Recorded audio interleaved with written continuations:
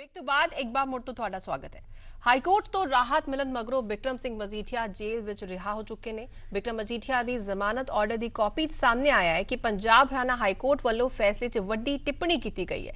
High court ਨੇ ਕਿਹਾ ਕਿ ਮਜੀਠੀਆ ਵੱਲੋਂ ਡਰੱਗ ਤਸਕਰਾਂ ਦੀ ਪੁਸ਼ਤਪਨਾਹੀ ਦੇ ਹੁਣ ਤੱਕ ਕੋਈ ਸਬੂਤ ਪੇਸ਼ ਨਹੀਂ ਕੀਤੇ ਗਏ। ਪੀਟੀਸੀ ਦੇ ਸੰਪਾਦਕ ਹਰਪ੍ਰੀਤ ਸਿੰਘ ਸਾਨੀ ਵੱਲੋਂ ਬਿਕਰਮ ਮਜੀਠੀਆ ਦੇ ਵਕੀਲ ਅਰਸ਼ਦੀਪ ਸਿੰਘ ਕਲੇਰ ਨਾਲ ਕੇਸ ਬਾਰੇ ਜਾਣਕਾਰੀ ਹਾਸਲ ਕੀਤੀ ਗਈ। स्वागत है पीटीसी न्यूज़ में सारे दर्शकों का। मैं हरप्रीत सिंह खास खबर लैके एक बार फिर तो तुहाडे सामने हाजिर हाँ। श्रोमणी अकाली दल का सीनियर आगू बिक्रम सिंह मजीठिया नूं रेगूलर जमानत मिल गई है, जिसनूं श्रोमणी अकाली दल कह रहा है कि एक वड्डी जित है। हालांकि एक रेगूलर जमानत है सिर्फ, पर जेल के बाहर जिस तरह के जश्न मनाए गए अज अकाली वर्करां वालों, जिस तरह का जोश दिखाया गया, उस तरह लगता है कि केस खत्म हो गया, ये केस अगे चलने वाला नहीं है। ये समझण दे लई बड़ा जरूरी है कि इन्ना उत्साह इन्ना जोश अकाली दल ते अकाली वर्करां दे विच क्यों है, क्योंकि जिहड़े विरोधी धिरां वो कह रही हैं कि सिर्फ एक रेगूलर बेल हैगी है जिहड़ी अक्सर ही केसां दे विच मिल जांदी हुंदी है। हले केस खत्म नहीं होया, हले प्रोसीडिंग्स चलणगियां, हले उसनूं ये नहीं कह दिता गया अदालत वालों कि ये दोषी नहीं है। ये तो सारा कुछ हजे होना बाकी है, पर सिर्फ रेगूलर बेल नूं एक वड्डी जित दसना ये श्रोमणी अकाली दल क्यों कर रहा है, ये समझना बड़ा जरूरी है। साडे नाल खास मेहमान जुड़े हुए हैं इस पूरे मुद्दे ते गलबात करने के लिए, क्योंकि जिहड़ा कोर्ट वालों वर्डिक्ट आया है या जिहड़ी जमानत दी गई है, वो स्टेटमेंट्स ने जिहड़ियां उसनूं श्रोमणी अकाली दल कहता है कि हर पंजाबी नूं जरूर समझणियां ते पढ़नियां चाहीदियां ने, जिस तो बिल्कुल ये साफ हो जाता है कि ये केस सिर्फ तो सिर्फ एक पोलीटिकल वेंडेटा सीगा। साडे नाल मौजूद ने एडवोकेट अर्शदीप सिंह कलेर साहब, जो कि इस पूरे मुद्दे के वकील भी ने, श्रोमणी अकाली दल के सीनियर आगू बिक्रम सिंह मजीठिया के वकील भी ने। कलेर साहब बहुत बहुत स्वागत है साडे इस खास प्रोग्राम दे विच। कलेर साहब पहला मेरा सवाल, क्योंकि आपां सीधा सवालां ते आने समा घट है, ਤੁਹਾਡੇ ਵਿਰੋਧੀ ਕਹਿ ਰਹੇ ਨੇ ਕਿ ਇਹ ਸਿਰਫ ਇੱਕ ਰੈਗੂਲਰ ਬੇਲ ਹੈਗੀ ਹੈ। ਬੇਲ ਨੂੰ ਤੁਸੀਂ ਇਸ ਤਰ੍ਹਾਂ ਮਨਾ ਰਹੇ ਹੋ, ਇਸ ਤਰ੍ਹਾਂ ਜਸ਼ਨ ਸ਼੍ਰੋਮਣੀ ਅਕਾਲੀ ਦਲ ਮਨਾ ਰਿਹਾ ਕਿ ਜਿਵੇਂ ਕੁਐਸ਼ਿੰਗ ਹੋ ਗਈ ਹੁੰਦੀ ਹੈ, ਇਹ ਕੇਸ ਖਤਮ ਹੋ ਚੁੱਕਿਆ ਹੁੰਦਾ। ਤੁਸੀਂ ਅਦਾਲਤਾਂ ਦੇ ਵਿੱਚ ਬੜੇ ਸਾਰੇ ਕੇਸ ਲੜਦੇ ਹੁੰਦੇ ਹੋ, ਜ਼ਮਾਨਤਾਂ ਹੁੰਦੀਆਂ ਵੀ ਨੇ, ਜ਼ਮਾਨਤਾਂ ਨਹੀਂ ਵੀ ਹੁੰਦੀਆਂ। ਇਹ ਜ਼ਮਾਨਤ ਮਿਲਣੀ ਕਿੰਨੀ ਕੁ ਵੱਡੀ ਤੁਹਾਨੂੰ ਲੱਗਦਾ ਕਿ ਤੁਹਾਡੀ ਪ੍ਰਾਪਤੀ ਹੈ? ਹਰਪ੍ਰੀਤ ਜੀ, ਇਹਨੂੰ ਸਮਝਣ ਲਈ ਨਾ ਆਪਾਂ ਨੂੰ ਥੋੜਾ ਪਿੱਛੇ ਜਾਣਾ ਪਊਗਾ। ਤੁਸੀਂ ਦੇਖਿਆ ਹੋਣਾ ਕਿ 2017 ਦੇ ਵਿੱਚ ਵਿਰੋਧੀਆਂ ਨੇ ਦੋ ਮੁੱਦਿਆਂ ਨੂੰ ਪੰਜਾਬ 'ਚ ਬਹੁਤ ਵੱਡੇ ਤਰੀਕੇ ਨਾਲ ਉਭਾਰਿਆ, ਬੇਅਦਬੀ ਤੇ ਉਸ ਤੋਂ ਬਾਅਦ ਨਸ਼ੇ ਦਾ। ਬੇਅਦਬੀ ਦੇ ਮੁੱਦੇ ਤੇ ਹਾਈ ਕੋਰਟ ਦੀ ਇਸ ਤੋਂ ਪਹਿਲਾਂ ਜਜਮੈਂਟ ਆਈ ਸੀ, ਆਪਾਂ ਦੇਖੀ ਕਿ ਕਿਸ ਤਰੀਕੇ ਨਾਲ ਕੁੰਵਰ ਵਿਜੇ ਪ੍ਰਤਾਪ ਜੋ ਇੱਕ ਸਿਆਸੀ ਜਾਂਚ ਕਰ ਰਹੇ ਸੀ, ਉਹ ਕੋਰਟ 'ਚ ਮੁੱਦੇ ਮੂੰਹ ਡਿੱਗੀ, ਸਟ੍ਰਿਕਚਰਸ ਪਾਸ ਹੋਏ ਔਰ ਅੱਜ ਤੱਕ ਕੁੰਵਰ ਵਿਜੇ ਪ੍ਰਤਾਪ ਨੂੰ ਉਹਦੇ ਤੇ ਕੋਈ ਰਿਲੀਫ ਨਹੀਂ ਮਿਲਿਆ। ਉਸ ਤੋਂ ਬਾਅਦ ਇਸ ਮੁੱਦੇ ਤੇ ਜਿਸ ਤੇ ਸਭ ਤੋਂ ਵੱਧ ਸਿਆਸਤ ਕੀਤੀ ਗਈ ਪੰਜਾਬ 'ਚ, ਉਹ ਸੀ ਇਹ ਜਿਹੜਾ ਨਸ਼ਿਆਂ ਦਾ ਸੋ ਕਾਲਡ ਮੁੱਦਾ। ਹਾਲਾਂਕਿ ਇਹ ਜਿਹੜੇ ਵੱਡੇ ਰੈਕਟ ਸੀ ਇਹ ਐਕਸਪੋਜ਼ ਸ਼੍ਰੋਮਣੀ ਅਕਾਲੀ ਦਲ ਨੇ ਕੀਤੇ, ਜਗਦੀਸ਼ ਭੋਲੇ ਵਰਗੇ ਬੰਦੇ ਸ਼੍ਰੋਮਣੀ ਅਕਾਲੀ ਦਲ ਨੇ ਫੜੇ, ਪਰ ਵਿਰੋਧੀਆਂ ਨੇ ਕੂੜ ਪ੍ਰਚਾਰ ਕੀਤਾ। ਹੁਣ ਜਦੋਂ ਸਰਦਾਰ ਬਿਕਰਮ ਸਿੰਘ ਮਜੀਠੀਆ ਦੇ ਉੱਤੇ ਪਰਚਾ ਦੇਣ ਦੀ ਗੱਲ ਆਉਂਦੀ ਹੈ, ਤੁਸੀਂ ਦੇਖਿਆ ਹੋਣਾ ਕਿ 3 ਡੀਜੀਪੀ ਬਦਲਨੇ ਪਏ ਉਸ ਸਮੇਂ ਦੀ ਕਾਂਗਰਸ ਦੀ ਸਰਕਾਰ ਨੂੰ, 5 ਬਿਊਰੋ ਆਫ ਇਨਵੈਸਟੀਗੇਸ਼ਨ ਦੇ ਚੀਫ ਬਦਲੇ, ਔਰ 2 ਨੇਤਾ ਔਨ ਰਿਕਾਰਡ ਇਹ ਲਿਖਿਆ ਕਿ ਸਰਕਾਰ ਸਾਨੂੰ ਗਲਤ ਕੰਮ ਕਰਨ ਲਈ ਮਜਬੂਰ ਕਰ ਰਹੀ ਹੈ, ਜਿਹਨੂੰ ਸੰਵਿਧਾਨ ਨਹੀਂ ਇਜਾਜ਼ਤ ਦਿੰਦਾ ਤੇ ਸਾਡੀ ਜ਼ਮੀਰ ਨਹੀਂ ਇਜਾਜ਼ਤ ਦਿੰਦੀ। ਫਿਰ ਇੱਕ ਡੀਜੀਪੀ ਚੱਕ ਲਿਆ ਜਿਹੜਾ ਆਰਡੀਨਰੀ ਕੋਰਸ 'ਚ ਡੀਜੀ ਨਹੀਂ ਬਣ ਸਕਦਾ ਸੀ।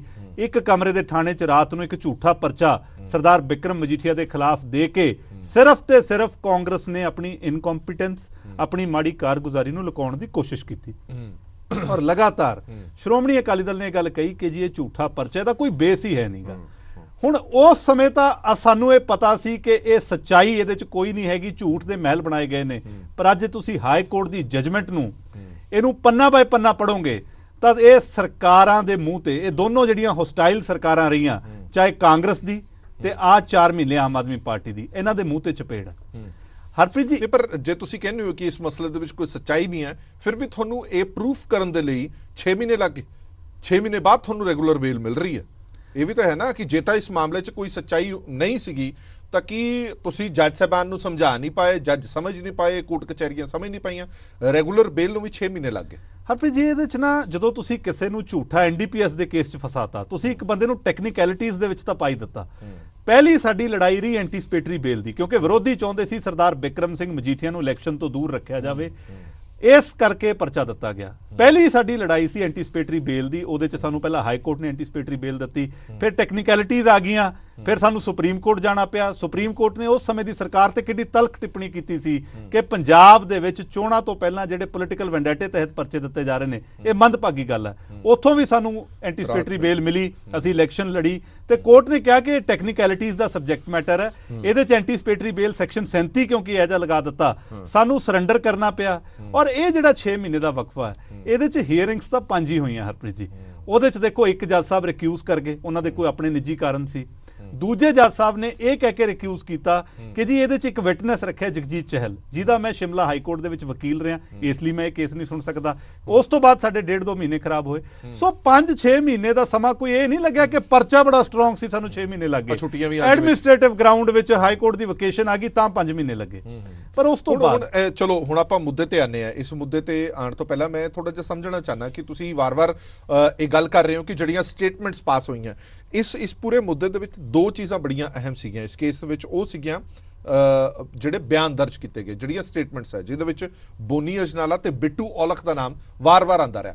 ਮਤਲਬ ਤੁਹਾਡਾ ਹੀ ਲੀਡਰ, ਤੁਹਾਡੀ ਪਾਰਟੀ ਨਾਲ ਜੁੜਿਆ ਹੋਇਆ ਬੋਨੀ ਅਜਨਾਲੇ ਵਰਗਾ ਲੀਡਰ ਇਹ ਕਹਿ ਰਿਹਾ ਕਿ ਮੈਨੂੰ ਬਿਕਰਮ ਮਜੀਠੀਆ ਤੋਂ ਜਾਨ ਦਾ ਖਤਰਾ ਹੈ, ਔਰ ਇਸ ਕੇਸ ਦੇ ਵਿੱਚ ਉਹਦੀ ਸਟੇਟਮੈਂਟ ਕੋਟ ਕੀਤੀ ਗਈ। ਹਾਲੇ ਵੀ ਤੁਸੀਂ ਇਹ ਕਹੋਗੇ ਕਿ ਇਹ ਝੂਠਾ ਪਰਚਾ ਸੀ, ਤੁਹਾਡੇ ਵਿਰੋਧੀ ਤਾਂ ਕਰਨ, ਪਰ ਤੁਹਾਡਾ ਆਪਣੇ ਹੀ ਪਾਰਟੀ ਦਾ ਆਗੂ ਕਹਿ ਰਿਹਾ ਕਿ ਮੈਨੂੰ ਬਿਕਰਮ ਮਜੀਠੀਆ ਤੋਂ ਜਾਨ ਦਾ ਖਤਰਾ। ਤੁਸੀਂ ਹਰਪ੍ਰੀਤ ਜੀ ਇਹ ਸਵਾਲ ਪਹਿਲਾਂ ਪੁੱਛ ਲਿਆ, ਮੈਂ ਇਹਦੇ ਤੇ ਥੋੜਾ ਬਾਅਦ ਚ ਆਉਣਾ ਸੀ। ਅਗਰ ਤੁਸੀਂ ਜਜਮੈਂਟ ਦਾ ਪੇਜ ਨੰਬਰ 16 ਪੜੋਗੇ, 16 ਨੰਬਰ ਪੇਜ ਦੇ ਉੱਤੇ ਹਾਈ ਕੋਰਟ ਦੀ ਫਾਈਂਡਿੰਗ ਹੈ ਕਿ ਜਿਹੜੀ ਬੋਨੀ ਅਜਨਾਲੇ ਦੀ ਸਟੇਟਮੈਂਟ ਹੈ, ਇਹਨੇ ਪਹਿਲਾਂ ਵੀ ਬਿਆਨ ਦਿੱਤਾ, ਕਦੇ ਦੇ ਦਿੰਦਾ ਹੈ, ਕਦੇ ਪਿੱਛੇ ਹਟ ਜਾਂਦਾ ਹੈ। ਇਹ ਲੱਗ ਰਿਹਾ ਕਿ ਸਿਕਿਉਰਿਟੀ ਲਈ ਕਰਦਾ ਸਾਰਾ ਕੁਝ। ਸੋ ਇਹਦੇ ਲਈ ਇਹ ਤੋਂ ਵੱਡੀ ਕਿਸੇ ਲੀਡਰ ਦੇ ਲਈ ਨਾਮੋਸ਼ੀਜਨਕ ਗੱਲ ਕੀ ਹੋ ਸਕਦੀ ਹੈ ਕਿ ਉਹਦੇ ਤੇ ਹਾਈ ਕੋਰਟ ਦੇ ਡਿਵੀਜ਼ਨ ਬੈਂਚ ਨੇ ਕਿਹਾ ਕਿ ਸਿਕਿਉਰਿਟੀ ਲੈਣ ਪਿੱਛੇ ਐਸੇ ਬੇਹੂਦਾ ਬਿਆਨ ਦਿੰਦਾ। ਇਹ ਬੋਨੀ ਅਜਨਾਲੇ ਦੀ ਸੱਚਾਈ ਹੈ। ਤੁਸੀਂ ਦੇਖੋ ਹਰਪ੍ਰੀਤ ਜੀ, ਗੱਲ ਕੀ ਹੈ ਕਿ ਇਹਦਾ ਜਿਹੜਾ ਬੇਸ ਹੈ ਨਾ, ਉਹ ਬੇਸ ਇਸ ਗੱਲ ਤੋਂ ਆਉਂਦਾ ਹੈ ਕਿ 2015 ਦੇ ਵਿੱਚ ਜਦੋਂ ਇਹ ਸਾਰੇ ਡਰੱਗਸ ਦੇ ਕੇਸ ਚੱਲਦੇ ਸੀ, ਇਹਦੇ 'ਚ ਇੱਕ ਹਾਈ ਕੋਰਟ ਮੋਨੀਟਰਡ ਸਿਟ ਸੀ, ਔਰ ਹਾਈ ਕੋਰਟ ਨੇ ਆਪਣੇ ਆਰਡਰ 'ਚ ਉਹਦਾ ਜ਼ਿਕਰ ਕੀਤਾ ਕਿ ਹਾਈ ਕੋਰਟ ਵੱਲੋਂ ਇੱਕ ਸਿਟ ਅਪਾਇੰਟ ਹੋਈ ਜਿਹਨੇ ਇਹਦੇ 'ਚ 10 ਚਲਾਨ ਪੇਸ਼ ਕੀਤੇ, ਉਹਨਾਂ ਦੇ ਵਿੱਚ ਇੱਕ 'ਚ ਵੀ ਸਰਦਾਰ ਬਿਕਰਮ ਮਜੀਠੀਆ ਦਾ ਨਾਮ ਨਹੀਂ। ਹੁਣ ਸਰਕਾਰ ਜਿਹੜੀ ਹੈਗੀ ਉਸ ਸਮੇਂ ਦੀ ਕਾਂਗਰਸ ਦੀ, ਫਿਰ ਇਹ ਆਮ ਆਦਮੀ ਪਾਰਟੀ ਵਾਲੇ ਇੱਕ ਅਫਸਰ ਨੂੰ ਬੜੀ ਲਾਈਮਲਾਈਟ ਦਿੰਦੇ ਨੇ, ਤੁਸੀਂ ਦੇਖਿਆ ਹੋਣਾ, ਉਹਨਾਂ ਦਾ ਨਾਮ ਹੈ ਹਰਪ੍ਰੀਤ ਸਿੱਧੂ। ਔਰ ਜਿਹੜਾ ਇਹ FIR ਦਰਜ ਕੀਤੀ ਗਈ ਹੈ, ਸਾਰੀ ਹਰਪ੍ਰੀਤ ਸਿੱਧੂ ਦੀ ਸਟੇਟਮੈਂਟ ਨੂੰ ਹੀ ਬੇਸ ਬਣਾ ਕੇ ਕੀਤੀ ਗਈ ਹੈ। ਔਰ ਜੇ ਤੁਸੀਂ ਉਹਦੇ ਤੇ ਹਾਈ ਕੋਰਟ ਦੇ ਕਮੈਂਟ ਦੇਖੋਗੇ, ਹੁਣ 15 ਨੰਬਰ ਪੇਜ ਤੇ, ਮੈਂ ਕਹੂੰਗਾ ਕਿ ਸਾਰੇ ਜਜਮੈਂਟ ਡਾਊਨਲੋਡ ਕਰਨ, 15 ਨੰਬਰ ਪੇਜ ਤੇ ਹਾਈ ਕੋਰਟ ਨੇ ਸਪੈਸ਼ਲੀ ਲਿਖਿਆ ਕਿ ਹਰਪ੍ਰੀਤ ਸਿੱਧੂ ਨੇ ਜਿਹੜਾ ਆਪਣਾ ਬਿਆਨ ਦਰਜ ਕਰਵਾਇਆ, ਜਿਹਦੇ ਤੇ ਸਾਰਾ ਤਾਣਾ ਬਾਣਾ ਬੁਣਿਆ ਗਿਆ ਕਿ ਜੀ ਪਰਚਾ ਦਰਜ ਹੋ ਗਿਆ, ਉਹਦੇ ਵਿੱਚ ਸਰਦਾਰ ਬਿਕਰਮ ਮਜੀਠੀਆ ਦੇ ਖਿਲਾਫ ਉਹਦੇ ਕੋਲ ਕੋਈ ਗੱਲ ਹੀ ਨਹੀਂ ਹੈਗੀ। ਉਹਨਾਂ ਦੇ ਖਿਲਾਫ ਕੋਈ ਚੀਜ਼ ਹੀ ਨਹੀਂ ਪ੍ਰੂਵ ਕਰ ਸਕਦਾ ਕਿ ਕੋਈ ਡਰੱਗ ਟ੍ਰੈਫਿਕਿੰਗ ਹੈ ਜਾਂ ਇਹ ਹੈ।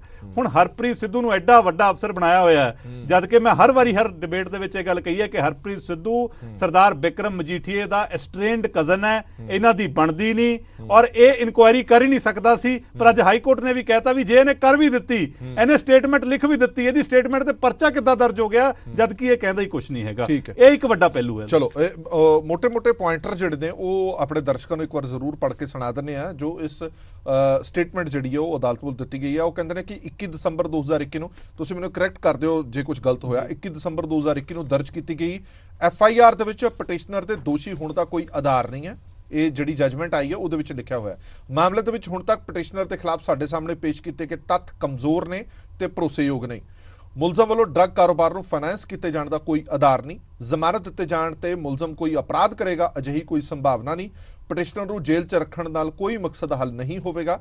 ਸਰਕਾਰ ਵੱਲੋਂ ਮੁਲਜ਼ਮ ਸੱਤਾ ਤੇ ਪਿੰਦੀ ਨਾਲ ਕੀਤੀ ਕਥਿਤ ਕੈਸ਼ ਟ੍ਰਾਂਜੈਕਸ਼ਨ ਦੇ ਇਲਜ਼ਾਮ 2007 ਤੇ 2013 ਦੇ ਲਗਾਏ ਨੇ। ਮਾਮਲੇ 'ਚ FIR 8 ਸਾਲ ਬਾਅਦ 2021 ਦੇ ਵਿੱਚ ਦਰਜ ਕੀਤੀ ਗਈ।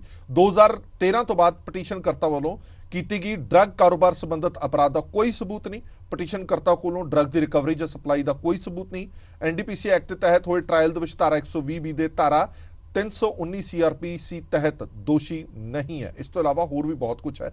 ਇੱਕ ਸਮਝ ਨਹੀਂ ਆਉਂਦੀ ਗੱਲ ਜਿਹੜੀ ਵਾਰ-ਵਾਰ ਕਲੇਰ ਸਾਹਿਬ ਕੀਤੀ ਜਾਂਦੀ ਹੈ, ਸੱਤਾ ਤੇ ਪਿੰਦੀ ਦਾ ਨਾਮ ਵਾਰ-ਵਾਰ ਦਿੱਤਾ ਜਾਂਦਾ ਹੈ ਕਿ ਇਹ ਦੋ ਵੱਡੇ ਜੀ, ਇਹਨਾਂ ਦੇ ਨਾਲ ਕਰੋੜਾਂ ਰੁਪਈਆਂ ਦੀ ਟ੍ਰਾਂਜੈਕਸ਼ਨ ਹੋਈ ਹੈ, ਕਦੇ ਉਹਨਾਂ ਨੇ ਪੈਸੇ ਪਾਏ ਹੈ, ਕਦੇ ਇਹਨਾਂ ਨੇ ਪੈਸੇ ਪਾਏ ਹੈ। ਇਹਦੇ ਬਾਰੇ ਥੋੜਾ ਸਪਸ਼ਟੀਕਰਨ ਦਿਓ। ਇਸ ਦਾ ਜ਼ਿਕਰ ਕੀਤਾ ਗਿਆ, ਇਹਨਾਂ ਨੇ ਲਿਖਿਆ ਕਿ 2007 ਤੇ 2013 ਦੇ ਇਲਜ਼ਾਮ ਨੇ ਔਰ FIR ਦਰਜ ਹੁੰਦੀ 8 ਸਾਲ ਬਾਅਦ। ਤੁਸੀਂ ਇਹਦੇ 'ਚ ਇੱਕ ਹੋਰ ਗੱਲ ਦੇਖੋ ਜੀ ਕਿ ਹਾਈ ਕੋਰਟ ਦੀ ਆਬਜ਼ਰਵੇਸ਼ਨ 'ਚ ਵੀ ਹੈ, ਜਿਹੜੇ ਬੰਦੇ ਦਾ ਜ਼ਿਕਰ ਕੀਤਾ ਹੈ, ਸਰਦਾਰ ਬਿਕਰਮ ਮਜੀਠੀਆ ਤੇ ਪਰਚਾ ਪਹਿਲਾਂ ਕਰਤਾ, ਉਹਨਾਂ ਤੇ ਪਰਚਾ ਉਦੋਂ ਹੁੰਦਾ ਜਦੋਂ ਸਰਦਾਰ ਬਿਕਰਮ ਮਜੀਠੀਆ ਦੀ ਬੇਲ 'ਚ ਜ਼ਿਕਰ ਆਉਂਦਾ ਕਿ ਮੇਰਾ ਇਹਨਾਂ ਨਾਲ ਕੀ ਲੈਣਾ ਦੇਣਾ। ਉਹ ਤੋਂ ਬਾਅਦ ਉਹਨਾਂ ਤੇ ਪਰਚਾ ਦਰਜ ਕਰ ਦਿੱਤਾ ਜਾਂਦਾ। ਤੁਸੀਂ ਦੇਖੋ ਵੀ ਕਿਸ ਤਰੀਕੇ ਦੀ ਕਵਾਹੀਆਤ ਇਨਵੈਸਟੀਗੇਸ਼ਨ ਹੋ ਰਹੀ ਹੈ। ਔਰ ਕੋਰਟ, ਇਹ ਕੋਈ ਹਰਪ੍ਰੀਤ ਜੀ ਇਹ ਗੱਲ ਨਹੀਂ, 8 ਮਹੀਨੇ ਦਾ ਲੰਬਾ ਵਕਫਾ ਸੀ, 2 ਸਰਕਾਰਾਂ ਰਹੀਆਂ, ਪੂਰੀ ਮਸ਼ੀਨਰੀ ਜਿਹੜੀ ਡਿਸਪੋਜ਼ਲ ਤੇ ਸੀ ਉਹ ਲਾ ਦਿੱਤੀ ਗਈ। ਇੱਕ ਕਿਣਕੇ ਜਿੰਨਾ ਵੀ ਸਬੂਤ ਸਰਦਾਰ ਬਿਕਰਮ ਮਜੀਠੀਆ ਦੇ ਖਿਲਾਫ ਕੋਰਟ 'ਚ ਨਹੀਂ ਰੱਖ ਸਕੇ। ਇਹ ਮੈਂ ਨਹੀਂ ਕਹਿ ਰਿਹਾ, ਹਾਈ ਕੋਰਟ ਦੀ ਆਬਜ਼ਰਵੇਸ਼ਨ ਹੈ। ਕੋਰਟ ਨੇ ਕਿਹਾ ਕਿ ਹੁਣ ਤੱਕ ਜੋ ਮਟੀਰੀਅਲ ਔਨ ਰਿਕਾਰਡ ਸਾਡੇ ਅੱਗੇ ਲਿਆਂਦਾ ਗਿਆ, ਉਹਦੇ 'ਚ ਸਰਦਾਰ ਬਿਕਰਮ ਮਜੀਠੀਆ ਦੇ ਖਿਲਾਫ ਡਰੱਗ ਵੇਚਣ ਦਾ, ਡਰੱਗ ਫਾਈਨੈਂਸ ਕਰਨ ਦਾ ਜਾਂ ਮੁਲਜ਼ਮਾਂ ਨਾਲ ਕਿਸੇ ਵੀ ਤਰ੍ਹਾਂ ਦੀ ਸਾਂਝ ਦਾ ਸਬੂਤ ਪੰਜਾਬ ਸਰਕਾਰ ਕੋਲੇ ਨਹੀਂ। ਤਾਂ ਅੱਜ ਮੇਰਾ ਇਹ ਸਵਾਲ ਹੈ ਕਿ ਜਿਹੜੇ ਲੋਕਾਂ ਨੇ ਤੇ ਗੰਦੀ ਸਿਆਸਤ ਕੀਤੀ, ਇਹ ਹਾਈ ਕੋਰਟ ਦੇ ਥੱਪੜ ਤੋਂ ਬਾਅਦ ਕੀ ਉਹਨਾਂ ਦੀ ਨੀਂਦ ਖੁੱਲੀ? ਕਿਉਂਕਿ ਤੁਸੀਂ ਅੱਜ ਮੈਨੂੰ ਇੱਕ ਸਿੱਧਾ ਸਵਾਲ ਕੀਤਾ ਕਿ ਜੀ ਤੁਸੀਂ ਐਡਾ ਜਸ਼ਨ ਕਿਉਂ ਮਨਾ ਰਹੇ ਹੋ? ਹਰਪ੍ਰੀਤ ਜੀ, ਸੱਚਾਈ ਦੇ ਉੱਤੇ 8 ਮਹੀਨਿਆਂ ਤੋਂ ਲੜਾਈ ਲੜ ਰਹੇ ਆ।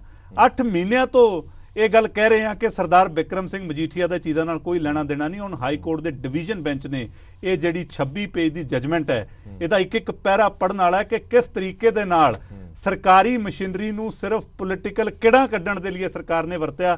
ਅਦਰਵਾਈਜ਼ 8 ਮਹੀਨੇ ਕੋਈ ਥੋੜੇ ਨਹੀਂ ਹੁੰਦੇ। 8 ਮਹੀਨਿਆਂ 'ਚ ਇਹਨਾਂ ਕੋਲੇ ਇੱਕ ਵੀ ਐਸਾ ਸਬੂਤ ਨਹੀਂ ਆਇਆ ਜਿਹਦੇ ਨਾਲ ਇਹ ਸਰਦਾਰ ਮਜੀਠੀਆ ਨੂੰ ਡਰੱਗ ਦੇ ਕਾਰੋਬਾਰ ਨਾਲ ਜੋੜ ਸਕਣ। ਪਹਿਲਾਂ ਇਲਜ਼ਾਮ ਅਕਾਲੀ ਦਲ ਤੇ ਲੱਗਦਾ ਰਿਹਾ ਕਿ ਕਾਂਗਰਸ ਤੇ ਅਕਾਲੀ ਦਲ ਇੱਕੋ ਹੀ ਨੇ, ਹੁਣ ਤਾਂ ਸਰਕਾਰ ਵੀ ਦੂਜੀ ਹੈ, ਆਪ ਵੀ ਹੈ। ਹੁਣ ਇਲਜ਼ਾਮ ਸ਼ਾਇਦ ਇਹ ਵੀ ਲੱਗਣਗੇ ਕਿ ਆਪ ਵੀ ਤੁਹਾਡੇ ਨਾਲ ਮਿਲ ਗਈ ਹੈ। ਹਰਪ੍ਰੀਤ ਜੀ, ਜਿਹੜੇ ਕਿਰਨਾਂ ਦੇ ਕਾਤਲ ਹੁੰਦੇ ਨੇ ਨਾ, ਇਹਨਾਂ ਨੂੰ ਵਹਿਮ ਹੋ ਜਾਂਦਾ ਹੈ ਕਿ ਸੂਰਜ ਨੂੰ ਲੁਕੋ ਲੈਣਗੇ। ਸੱਚ ਤੇ ਸੂਰਜ, ਇਹ 2 ਚੀਜ਼ਾਂ ਕਦੇ ਲੁਕਦੀਆਂ ਨਹੀਂ। ਹੁਣ ਮੇਰਾ ਤਾਂ ਸਿੱਧਾ ਸਵਾਲ ਹੈ, ਦੇਖੋ ਕੇਜਰੀਵਾਲ ਸਾਹਿਬ ਬਹੁਤ ਸਿਆਣੇ ਨਿਕਲੇ, ਉਹਨਾਂ ਨੂੰ ਪਤਾ ਸੀ ਕਿ ਇਹ ਝੂਠ ਦੇ ਮਹਿਲ ਨੇ, ਉਹਨਾਂ ਨੇ ਮਾਫੀ ਮੰਗੀ ਤੇ ਨਿਕਲ ਗਏ। ਇਹ ਸੁੱਖੀ ਰੰਧਾਵਾ ਹੋਣ, ਰਾਜਾ ਵੜਿੰਗ ਹੋਵੇ, ਨਵਜੋਤ ਸਿੱਧੂ ਸਾਹਿਬ ਹੋਣ, ਇਹਨਾਂ ਨੇ ਸਾਰੇ ਤਾਣੇ ਬਾਣੇ ਬੁਣੇ। ਔਰ ਅੱਜ ਦੇਖੋ ਕੁਦਰਤ ਦਾ ਇਨਸਾਫ। ਮੈਂ ਤੁਹਾਨੂੰ ਇਹ ਗੱਲ ਕਹਿਣੀ ਚਾਹੁੰਦਾ ਕਿ ਜਿਹੜਾ ਨਵਜੋਤ ਸਿੱਧੂ ਸਾਹਿਬ ਹੈ, ਜਿਨ੍ਹਾਂ ਨੇ ਝੂਠੇ ਪਰਚੇ ਦੀ ਬੁਨਿਆਦ ਰੱਖੀ, ਕਿਉਂਕਿ ਝੂਠਾ ਹੁਣ ਕਿਉਂ ਕਹਿੰਦੇ ਆ, ਹੁਣ ਤਾਂ ਸਾਡੇ ਕੋਲ ਸਰਟੀਫਿਕੇਟ ਹੈ ਹਾਈ ਕੋਰਟ ਦੀ ਡਿਵੀਜ਼ਨ ਬੈਂਚ ਦਾ, ਜਿਸ ਤਰੀਕੇ ਦੀ ਆਬਜ਼ਰਵੇਸ਼ਨਸ ਨੇ, ਤਾਂ ਨਵਜੋਤ ਸਿੱਧੂ ਸਾਹਿਬ ਉਸੇ ਜੇਲ੍ਹ ਦੇ ਵਿੱਚ ਸਜ਼ਾ ਯਾਫਤਾ ਮੁਲਜ਼ਮ ਦੇ ਤੌਰ ਤੇ ਬੰਦ ਨੇ ਜਿੱਥੋਂ ਅੱਜ ਹਾਈ ਕੋਰਟ ਦਾ ਆਰਡਰ ਸਰਦਾਰ ਬਿਕਰਮ ਮਜੀਠੀਆ ਨੂੰ ਕੱਢ ਕੇ ਲਿਆ ਰਿਹਾ। ਔਰ ਇਹ ਇਕੱਲੀ ਗੱਲ ਨਹੀਂ, ਇਹ FIR ਦੇ ਹੋਰ ਵੀ ਬਹੁਤ ਬੇਸਿਸ ਨੇ। ਇਹ FIR ਦੇ ਦੌਰਾਨ, ਇਨਵੈਸਟੀਗੇਸ਼ਨ ਦੇ ਦੌਰਾਨ ਤੁਸੀਂ ਦੇਖੋਗੇ ਕਿ ਕੋਰਟ ਨੂੰ ਜਾ ਕੇ ਕਹਿੰਦੇ ਨੇ ਜੀ ਅਸੀਂ ਬਹੁਤ ਗਵਾਹਾਂ ਦੇ ਬਿਆਨ ਲਿਖ ਲਏ। ਔਰ ਜਦੋਂ ਕੋਰਟ ਉਹਨਾਂ ਤੋਂ ਗਵਾਹਾਂ ਦੇ ਬਿਆਨ ਮੰਗਦੀ ਹੈ ਤਾਂ ਸਰਕਾਰ ਕੋਲੇ ਕੋਈ ਬਿਆਨ ਨਹੀਂ ਸੀ। ਇਹਦਾ ਮਤਲਬ ਝੂਠੀ ਬਿਆਨਬਾਜ਼ੀ ਕਰ ਰਹੇ ਸੀ। ਸਿਰਫ 2 ਬੰਦਿਆਂ ਦੀ ਸਟੇਟਮੈਂਟ ਉੱਥੇ ਕੋਰਟ ਦੇ ਵਿੱਚ ਰਿਲਾਈ ਅਪਨ ਕੀਤੀ ਗਈ ਕਿ ਅਸੀਂ 2 ਬਿਆਨ ਲਿਖੇ ਨੇ। ਇੱਕ ਲਿਖਿਆ ਬਿੱਟੂ ਔਲਖ ਦਾ, ਇੱਕ ਲਿਖਿਆ ਇਹ ਜਿਹੜਾ ਤੁਸੀਂ ਪਹਿਲਾ ਸਵਾਲ ਕਰ ਲਿਆ ਬੋਨੀ ਅਜਨਾਲੇ ਦਾ। ਬਿੱਟੂ ਔਲਖ ਦਾ ਜਿਹੜਾ ਬਿਆਨ ਹੈ ਉਹਦੇ ਤੇ ਵੀ ਕੋਰਟ ਨੇ ਕਿਹਾ ਕਿ ਬਿੱਟੂ ਔਲਖ ਕ੍ਰੈਡੀਬਲ ਵਿਟਨੈਸ ਨਹੀਂ ਹੈਗਾ। ਇਹਨੇ ਪਹਿਲਾਂ ਵੀ ਇਹੋ ਜਿਹਾ ਇੱਕ ਬਿਆਨ ਦਿੱਤਾ ਸੀ 2015 ਤੋਂ, ਆਪਣੇ ਸੇਮ ਬਿਆਨ ਤੋਂ, ਜਿਹੜਾ ਅੱਜ ਦਾ ਬਿਆਨ ਲਿਖਿਆ 2015 ਚ ਆਪਣੇ ਸੇਮ ਬਿਆਨ ਤੋਂ ਹੀ ਮੁੱਕਰਿਆ। ਤੇ ਜਿਹੜਾ ਬੋਨੀ ਅਜਨਾਲਾ ਹੈ, ਇਹਦੇ ਬਾਰੇ ਤਾਂ ਹਾਈ ਕੋਰਟ ਨੇ ਸਪਸ਼ਟ ਹੀ ਕਹਿਤਾ ਕਿ ਇਹ ਤਾਂ ਭਾਈ ਸਿਕਿਉਰਿਟੀ ਲੈਣ ਦਾ ਇਹਦਾ ਕੰਮ ਹੈ, ਇਹ ਸਿਕਿਉਰਿਟੀ ਲੈਣ ਪਿੱਛੇ। ਅੱਛਾ, ਤੁਹਾਨੂੰ ਲੱਗਦਾ ਕਿ ਜਿਹੜੀ ਜਜਮੈਂਟ ਆਈ ਹੈ, ਇਹ ਜਜਮੈਂਟ ਤੁਹਾਡੀ ਕੁਐਸਚਨਿੰਗ ਦੇ ਵਿੱਚ ਹੈਲਪ ਕਰੇਗੀ? ਹਰਪ੍ਰੀਤ ਜੀ, ਡਿਵੀਜ਼ਨ ਬੈਂਚ ਅਗਰ ਕੋਈ ਆਬਜ਼ਰਵੇਸ਼ਨਸ ਦੇ ਰਿਹਾ ਹੈ, ਮੈਰਿਟਸ ਦੇ ਉੱਤੇ ਆਬਜ਼ਰਵੇਸ਼ਨ ਦੇ ਰਿਹਾ ਹੈ, 8 ਮਹੀਨੇ ਦੀ ਇਨਵੈਸਟੀਗੇਸ਼ਨ ਦੇ ਉੱਤੇ ਆਬਜ਼ਰਵੇਸ਼ਨ ਦੇ ਰਿਹਾ ਹੈ, ਕੀਤੀ ਜਾਏਗੀ ਫਿਰ 2 ਸਰਕਾਰਾਂ ਦੀ ਇਨਵੈਸਟੀਗੇਸ਼ਨ ਤੇ ਆਬਜ਼ਰਵੇਸ਼ਨ ਦੇ ਰਿਹਾ ਹੈ, ਤਾਂ ਇਹ ਕੋਈ ਛੋਟੀ ਗੱਲ ਨਹੀਂ। ਮੈਂ ਪਹਿਲੇ ਦਿਨੋਂ ਇਹ ਗੱਲ ਕਹਿਣਾ ਕਿ ਸਰਦਾਰ ਬਿਕਰਮ ਮਜੀਠੀਆ ਦੇ ਖਿਲਾਫ ਇੱਕ ਕਿਣਕਾ ਵੀ ਸਬੂਤ ਨਹੀਂ। ਔਰ ਇਹ ਹੁਣ ਦੋਨੋਂ ਸਰਕਾਰਾਂ ਨੂੰ ਸਮਝ ਆ ਗਈ, ਕਿਉਂਕਿ ਜ਼ੋਰ 4 ਮਹੀਨੇ ਪਹਿਲਾਂ ਨੇ ਵੀ ਬਹੁਤ ਲਾਇਆ ਤੇ 4 ਮਹੀਨੇ ਵਾਲੀ ਇਹ ਸਰਕਾਰ ਨੇ ਵੀ ਬਹੁਤ ਲਾਇਆ, ਔਰ ਇਹਨਾਂ ਕੋਲੇ ਨਿਕਲਿਆ ਕੱਖ ਵੀ ਨਹੀਂ। ਤੇ ਇਹ ਜਿਹੜੇ ਪਰਚੇ ਨੇ ਇਹ ਉਰੇ ਅਦਾਲਤਾਂ ਦੇ ਵਿੱਚ ਖਾਰਜ ਹੋਣਗੇ। ਇਹ ਤੁਸੀਂ ਵੀ ਉਰੇ ਹੋ, ਕਿਉਂਕਿ ਜਦੋਂ ਪਹਿਲਾਂ ਵੀ ਇੱਕ ਵਾਰੀ ਗੱਲ ਹੁੰਦੀ ਸੀ, ਮੈਂ ਤੁਹਾਨੂੰ ਹਮੇਸ਼ਾ ਕਹਿੰਦਾ ਸੀ ਇਹ ਝੂਠ ਦੇ ਮਹਿਲ ਨੇ ਹਰਪ੍ਰੀਤ ਜੀ, ਡਿੱਗਣਗੇ। ਅੱਜ ਬੇਲ ਹੋਈ, ਆਬਜ਼ਰਵੇਸ਼ਨ ਆਈ, ਹਾਈ ਕੋਰਟ ਨੇ ਵੀ ਇੰਡੋਰਸ ਕੀਤਾ ਕਿ ਇਹ ਝੂਠ ਦੇ ਮਹਿਲ ਨੇ। ਹੁਣ ਮੈਂ ਤੁਹਾਡੀ ਡਿਬੇਟ ਤੇ ਇਹ ਗੱਲ ਕਹਿ ਕੇ ਜਾ ਰਿਹਾ ਕਿ ਇਹ ਝੂਠ ਦੇ ਮਹਿਲ ਉਰੇ ਖਾਰਜ ਹੋਣਗੇ, ਜਿੱਦਾਂ ਪਹਿਲੀਆਂ ਇਹਨਾਂ ਦੀ ਸਿਆਸੀ ਇਨਵੈਸਟੀਗੇਸ਼ਨਾਂ ਖਾਰਜ ਹੋਈਆਂ, ਇਹ ਵੀ ਖਾਰਜ ਹੋਏਗੀ। ਕਿਉਂਕਿ ਕਿਸੇ ਤੇ ਝੂਠਾ ਲਾਂਛਣ, ਕਿਉਂਕਿ ਮਜੀਠੀਆ ਸਾਹਿਬ ਦੇ ਖਿਲਾਫ ਕੀ ਸੀਗਾ, ਮਜੀਠੀਆ ਸਾਹਿਬ ਸਰਕਾਰ ਤੇ ਹਮਲਾਵਰ ਸੀਗੇ, ਸਰਕਾਰ ਦੇ ਜਿਹੜੇ ਘੁਟਾਲੇ ਨੇ ਐਕਸਪੋਜ਼ ਕਰ ਰਹੇ ਸੀ, ਮਾਈਨਿੰਗ ਮਾਫੀਆ ਨੂੰ ਐਕਸਪੋਜ਼ ਕੀਤਾ, ਉਹਦੇ ਕਰਕੇ ਆਪਣੀ ਮਾੜੀ ਕਾਰਗੁਜ਼ਾਰੀ ਛੁਪਾਉਣ ਲਈ ਇਹਨਾਂ ਤੇ ਪਰਚਾ ਦਿੱਤਾ। ਇੱਕ ਸਵਾਲ ਜ਼ਰੂਰ ਤੁਹਾਡੇ ਤੋਂ ਪੁੱਛਣਾ ਚਾਹੁੰਦਾ ਕਿ ਜਿਹੜੇ ਐਲੀਗੇਸ਼ਨ ਲੱਗੇ ਉਹ ਬੜੇ ਸੀਰੀਅਸ ਐਲੀਗੇਸ਼ਨ ਸੀਗੇ, ਭਾਵੇਂ ਉਹ ਪੈਸੇ ਦੇ ਟ੍ਰਾਂਜੈਕਸ਼ਨ ਦੀ ਗੱਲ ਹੋਵੇ, ਪ੍ਰਾਪਰਟੀ ਯੂਜ਼ ਕਰਨ ਦੀ ਗੱਲ ਹੋਵੇ, ਤੁਹਾਡੀਆਂ ਗੱਡੀਆਂ ਯੂਜ਼ ਕੀਤੀਆਂ ਗਈਆਂ, ਇੱਥੇ ਤੱਕ ਇਲਜ਼ਾਮ ਲੱਗਿਆ, ਤੁਹਾਡਾ ਘਰ ਵਰਤਿਆ ਗਿਆ, ਇੱਥੇ ਤੱਕ ਇਲਜ਼ਾਮ ਲੱਗਿਆ, ਪੈਸੇ ਦੇ ਲੈਣ ਦੇਣ ਦੇ ਇਲਜ਼ਾਮ ਲੱਗੇ, ਇੱਥੋਂ ਤੱਕ ਕਿ ਕੋਈ ਲਿਕੁਇਡ ਦੀ ਵੀ ਗੱਲ ਹੋਈ ਕਿ ਲਿਕੁਇਡ ਜਿਹੜਾ ਉਹ ਕੈਨੇਡਾ ਭੇਜਿਆ ਗਿਆ। ਇਹ ਚੀਜ਼ਾਂ ਦਾ ਕੋਈ ਤਾਂ ਆਧਾਰ ਹੋਏਗਾ ਜਿਹੜਾ ਅਦਾਲਤ ਦੇ ਸਾਹਮਣੇ ਰੱਖਿਆ ਹੋਏਗਾ, ਕਿਉਂਕਿ ਜਿਹੜਾ ਇਨਵੈਸਟੀਗੇਸ਼ਨ ਕਰ ਰਿਹਾ ਉਹਨੂੰ ਵੀ ਪਤਾ ਹੈ ਕਿ ਮੈਂ ਜਿਹੜੀ ਇਨਵੈਸਟੀਗੇਸ਼ਨ ਕਰ ਰਿਹਾ ਮੈਨੂੰ ਅਦਾਲਤ ਦੇ ਵਿੱਚ ਜਾ ਕੇ ਕੋਈ ਸਬੂਤ ਦੇਣੇ ਪੈਣੇ ਨੇ, ਉਹ ਦੱਸਣਾ ਪੈਣਾ ਕਿ ਉਹ ਲਿਕੁਇਡ ਆਇਆ ਸੀ ਤੇ ਪਹੁੰਚਿਆ ਕਿਵੇਂ, ਫੂਕ ਮਾਰ ਕੇ ਤਾਂ ਨਹੀਂ ਪਹੁੰਚ ਗਿਆ ਉੱਥੇ। ਉਹਨਾਂ ਚੀਜ਼ਾਂ ਦਾ ਕਿਤੇ ਕੋਈ ਵੇਰਵਾ ਹੈਗਾ? ਹਰਪ੍ਰੀਤ ਜੀ ਜਿਹੜੇ ਪਹਿਲੇ ਦੋ ਏਡੀਜੀਪੀ ਲਿਖਤੀ ਰੂਪ ਤੇ ਰਿਕਿਊਜ਼ ਕਰਕੇ ਗਏ ਸੀ ਕਿ ਜੀ ਅਸੀਂ ਇਹ ਕੇਸ ਦੇ ਵਿੱਚ ਪਰਚਾ ਨਹੀਂ ਦੇ ਸਕਦੇ, ਕਾਨੂੰਨ ਨਹੀਂ ਅਲਾਉ ਕਰਦਾ, ਉਹ ਤਾਂ ਹੀ ਦੇ ਕੇ ਗਏ ਸੀ ਕਿ ਇਹ ਸਿਰਫ ਇੱਕ ਸਿਆਸੀ ਪਰਚਾ ਦਿੱਤਾ ਜਾ ਰਿਹਾ ਸੀ। ਮਕਸਦ ਸੀ ਸ਼੍ਰੋਮਣੀ ਅਕਾਲੀ ਦਲ ਨੂੰ ਬਦਨਾਮ ਕਰਨਾ, ਮਕਸਦ ਸੀ ਸਰਦਾਰ ਬਿਕਰਮ ਮਜੀਠੀਆ ਦੀ ਸਾਖ ਨੂੰ ਢਾਹ ਲਾਣਾ। ਪਤਾ ਉਹਨਾਂ ਨੂੰ ਵੀ ਸੀ ਇਹਦੇ 'ਚ ਕੋਈ ਸਬੂਤ ਨਹੀਂ, ਔਰ ਹੁਣ ਤਾਂ ਇਸ ਜਜਮੈਂਟ ਦਾ ਪੇਜ ਨੰਬਰ 18 ਤੇ ਪੇਜ ਨੰਬਰ 19 ਇਹ ਕਲੀਅਰ ਕਹਿੰਦਾ ਕਿ ਸਰਦਾਰ ਬਿਕਰਮ ਮਜੀਠੀਆ ਨਾ ਤਾਂ ਡਰੱਗ ਟ੍ਰੈਫਿਕਿੰਗ ਦੇ ਵਿੱਚ ਸੀ, ਕੋਈ ਸਬੂਤ ਨਹੀਂ, ਨਾ ਕਿਸੇ ਤਰ੍ਹਾਂ ਦੀ ਕੋਈ ਫਾਈਨੈਂਸ਼ੀਅਲ ਟ੍ਰਾਂਜੈਕਸ਼ਨ ਦਾ ਕੋਈ ਸਬੂਤ ਹੈ ਕਿ ਕੋਈ ਫਾਈਨੈਂਸ਼ੀਅਲ ਟ੍ਰਾਂਜੈਕਸ਼ਨ ਉਹਨਾਂ ਦੀ ਕਿਸੇ ਨਾਲ ਹੋਈ ਹੋਵੇ, ਨਾ ਉਹਨਾਂ ਦੇ ਕਿਸੇ ਅਕਿਊਜ਼ਡ ਨਾਲ ਜਿਹੜੇ ਕਿ ਡਰੱਗ ਟ੍ਰੈਫਿਕਿੰਗ ਦੇ ਵਿੱਚ ਹੋਣ ਕੋਈ ਰਿਸ਼ਤੇ ਸਰਕਾਰ ਸਾਬਤ ਕਰ ਚੁੱਕੀ ਹੈ। ਤਾਂ ਫਿਰ ਇਹ ਚੀਜ਼ਾਂ ਤੋਂ ਬਾਅਦ ਇੱਕ ਗੱਲ ਕਲੀਅਰ ਹੋ ਗਈ ਕਿ ਜੇ ਹਾਈ ਕੋਰਟ ਦਾ ਡਿਵੀਜ਼ਨ ਬੈਂਚ ਐਸੀਆਂ ਆਬਜ਼ਰਵੇਸ਼ਨਸ ਕਰ ਰਿਹਾ ਤਾਂ ਫਿਰ ਮੈਨੂੰ ਅਫਸੋਸ ਹੈ ਕਿ ਸਾਡੇ ਪੰਜਾਬ ਦੇ ਵਿੱਚ ਲੋਕਾਂ ਦੀ ਭਲਾਈ ਲਈ ਬਣੀਆਂ ਸਰਕਾਰਾਂ ਸਿਰਫ ਆਪਣੇ ਸਿਆਸੀ ਮਫਾਦ ਸਾਧਣ ਲਈ ਪੋਲੀਟੀਕਲ ਪਾਰਟੀ ਦੇ ਲੀਡਰਾਂ ਨੂੰ ਸਰਕਾਰੀ ਮਸ਼ੀਨਰੀ ਵਰਤ ਕੇ ਟਾਰਗੇਟ ਕਰ ਰਹੀਆਂ ਨੇ। ਪਰ ਠੀਕ ਹੈ ਹਰਪ੍ਰੀਤ ਜੀ, ਇਹ ਇਨਸਾਫ ਹੁੰਦੇ ਨੇ। ਸਾਡਾ ਬੜਾ ਅੱਜ ਮੈਂ ਤੁਹਾਨੂੰ ਗੱਲ ਦੱਸਾਂ ਕਿ ਅੱਜ ਤੁਹਾਡੇ ਉਰੇ ਬੈਠ ਕੇ ਵੀ ਮੇਰਾ ਸਿਰ ਝੁਕਦਾ ਅਦਾਲਤ ਅੱਗੇ, ਕਿਉਂਕਿ ਸਾਡੇ ਖਿਲਾਫ ਬਹੁਤ ਸਾਜ਼ਿਸ਼ਾਂ ਹੋਈਆਂ, ਸ਼੍ਰੋਮਣੀ ਅਕਾਲੀ ਦਲ ਦੇ ਖਿਲਾਫ ਬਹੁਤ ਤਰ੍ਹਾਂ ਦੇ ਛੜਯੰਤਰ ਰਚੇ ਗਏ। ਸਾਨੂੰ ਹਮੇਸ਼ਾ ਅਦਾਲਤਾਂ ਨੇ ਇਨਸਾਫ ਦਿੱਤਾ, ਅਦਾਲਤ ਤੇ ਭਰੋਸਾ ਹੈ, ਅੱਗੇ ਵੀ ਅਦਾਲਤਾਂ ਤੋਂ ਇਨਸਾਫ ਲਵਾਂਗੇ, ਸਰਕਾਰਾਂ ਤੋਂ ਹੁਣ ਇਨਸਾਫ ਦੀ ਉਮੀਦ ਨਹੀਂ ਬਚੀ। ਚਲੋ ਇੱਕ ਛੋਟਾ ਜਿਹਾ ਸਵਾਲ, ਆਖਰੀ ਸਵਾਲ, ਕਹਿੰਦੇ ਨੇ ਕਿ ਅਕਾਲੀ ਦਲ ਆਪਣੇ ਬੜੇ ਮਾੜੇ ਦੌਰ ਦੇ ਵਿੱਚੋਂ ਗੁਜ਼ਰ ਰਿਹਾ, ਕੋਈ ਚੰਗੀ ਖਬਰ ਅਕਾਲੀ ਦਲ ਲਈ ਆਂਦੀ ਨਹੀਂ। ਤੁਹਾਨੂੰ ਲੱਗਦਾ ਹੈ ਕਿ ਇਸ ਫੈਸਲੇ ਤੋਂ ਬਾਅਦ ਥੋੜਾ ਅਕਾਲੀ ਦਲ ਨੂੰ ਰਾਹਤ ਮਿਲੇਗੀ, ਕੋਈ ਸੁੱਖ ਦਾ ਸਾਹ ਆਏਗਾ? ਹਰਪ੍ਰੀਤ ਜੀ, ਸ਼੍ਰੋਮਣੀ ਅਕਾਲੀ ਦਲ ਸੰਘਰਸ਼ੀ ਜਥੇਬੰਦੀ ਹੈ, ਬੜੇ ਉਤਰਾਅ ਚੜਾਅ ਦੇਖੇ। ਸਰਕਾਰਾਂ ਤਾਂ ਬਹੁਤ ਬਾਅਦ ਦੇ ਵਿੱਚ ਆ ਕੇ ਬਣੀਆਂ, ਪਹਿਲਾਂ ਤਾਂ ਮੋਰਚੇ, ਐਜੀਟੇਸ਼ਨਸ, ਪੰਜਾਬ ਦੇ ਹੱਕਾਂ ਦੀ ਲੜਾਈ ਲੜਨ ਵਾਲੀ ਪਾਰਟੀ ਹੈ। ਸੋ 25 ਸਾਲਾਂ ਦੇ ਵਿੱਚ 15 ਸਾਲ ਸਰਕਾਰ 'ਚ ਵੀ ਰਹੇ ਆ। ਅੱਜ ਨਹੀਂ ਸਰਕਾਰ ਚਾਹੇ ਲੋਕਾਂ ਦਾ ਫਤਵਾ ਸਿਰ ਮੱਥੇ ਕਬੂਲ ਹੈ। ਸਰਦਾਰ ਬਿਕਰਮ ਸਿੰਘ ਮਜੀਠੀਆ ਸ਼੍ਰੋਮਣੀ ਅਕਾਲੀ ਦਲ ਦੇ ਦਿੱਗਜ ਲੀਡਰ ਨੇ। ਸਰਦਾਰ ਬਿਕਰਮ ਸਿੰਘ ਮਜੀਠੀਆ ਯੂਥ ਦੇ ਰੋਲ ਮਾਡਲ ਨੇ, ਔਰ ਤੁਸੀਂ ਦੇਖਿਆ ਹੁਣ ਅੱਜ ਪਟਿਆਲਾ ਜੇਲ੍ਹ ਦੇ ਬਾਹਰ ਕਿਸ ਤਰੀਕੇ ਦਾ ਉਤਸ਼ਾਹ ਹੈ ਨੌਜਵਾਨਾਂ ਦੇ ਵਿੱਚ ਤੇ ਪੰਜਾਬੀਆਂ ਦੇ ਵਿੱਚ।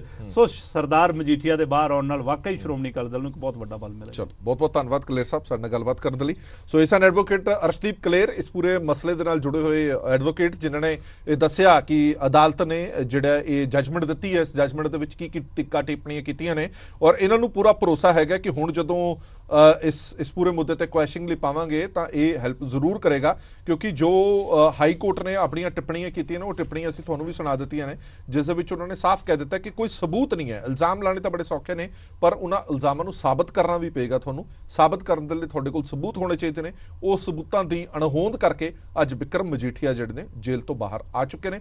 ਅੱਗੇ ਜਾ ਕੇ ਇਹ ਪੂਰਾ ਮਸਲਾ ਕੀ ਰੰਗ ਲਿਆਂਦਾ ਹੈ, ਇਸ ਤੇ ਨਜ਼ਰ ਬਣੀ ਰਹੇਗੀ। ਦੇਸ਼ ਦੁਨੀਆ ਦੀ ਬਾਕੀ ਖਬਰਾਂ ਲਈ ਬਣੇ ਰਹੋ PTC ਨਿਊਜ਼ ਦੇ ਨਾਲ। ਧੰਨਵਾਦ।